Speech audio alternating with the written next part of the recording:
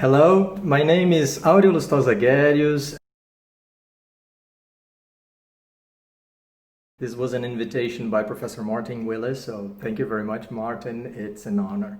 And currently, I'm at the final stages of my PhD research in the University of Padua, and I study the literary representation of cholera. So cholera was a very important contagious disease. It is still important nowadays, but it was even more so in the 19th century. We tend to remember tuberculosis, but cholera had a huge impact in society back then. And this left traces in literature, and those traces are related to representations of the plague, and they do dialogue with further representations of disease in 20th century literature.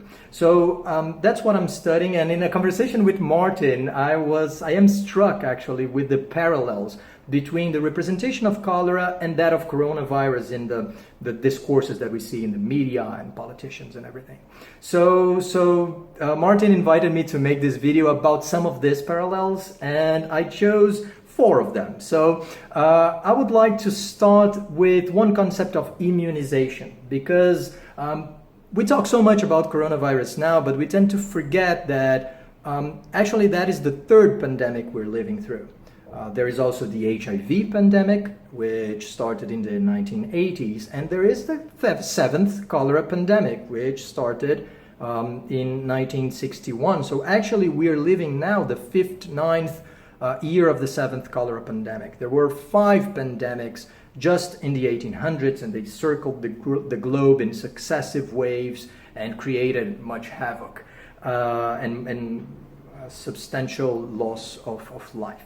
And medicine at the time was still based in the beginning of the 1800s on humoral medicine, and many tendencies, many different schools of thought would argue that fear, anxiety, stress might predispose to disease. So if you were afraid of cholera, you were proner to develop this condition, and that entails many consequences for literature's social role. So because literature suddenly gains the power to heal you or to cure you by helping you to cope with stress. So especially Gothic fiction will be disregarded or will have to be handled carefully, because it might actually kill you. And then more superficial entertainment will actually be beneficial for your health. So so literature has this immunization capacity, skill, and that is important for the way authors will discuss the issue. Balzac, for example, the Comédie Humaine, the human comedy, is huge. It involves dozens of novels, and still Balzac never touches on the matter. And we do see, for example, there's a poem by Coleridge that it's called Cholera Cured Beforehand. So see, this is so interesting, because you can cure a disease before you even catch it somehow. So and this is a comic. It's a comic piece, so comicity is often used as well in this sort of therapeutic value. And that actually is connected to previous representations and ideas about the plague. Rebecca Totaro analyzes how in The Alchemist, for example, by Ben Jonson, mirth is a humor that is seen as counterbalancing and the ill effects of miasmas and can bring you back to health somehow. And that is very much this belief on the immunizative powers of literature. It's very much what we see right now in this search for, once again, for Camus' The Plague or Saramago's blindness. Somehow people look for literature for guidance in moments of crisis. And that's why we see those narratives once again in the best-selling lists. Another very interesting parallel is the Orientalist discourse. So cholera was blamed on Asia. Typhus is just typhus, tuberculosis is just tuberculosis, but cholera is actually Asiatic cholera. So we do see this demonization of Asia and Asians, whatever that might mean. And Hamlin shows in Cholera biography how many discourses intertwine with medicine and science and literature as well. We see that, for example, in Death in Venice. Venice is one of the quintessential European cities. And still, somehow in that narrative, during the cholera outbreak, somehow it is in the tropics. Somehow it's in India. Aschenbach has the impression of even finding a tiger somewhere in the streets of Venice. And we could say similar things about The Painted Veil, for example, by Somerset Maugham, which frankly contains so many racist assumptions about how Asians are or are not. It is also about a cholera outbreak in China, and somehow Chinese are more prone to develop the disease. They are, in a certain sense, inherently sick.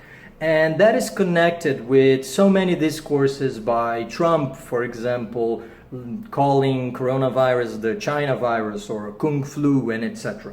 That is also connected to praying and appealing to God to solve the situation. We tend to laugh at the Middle Ages for claiming so much heavenly assistance to fight the plague, but we tend to forget that in 1849 the USA President Zachary Taylor actually decreed a day of fasting, humiliation, and prayer to fight cholera. And the very same thing happened last April when the president of Brazil, Jair Bolsonaro, decreed a day of fasting to heal Brazil from coronavirus. It was called in the campaign a saint proclamation.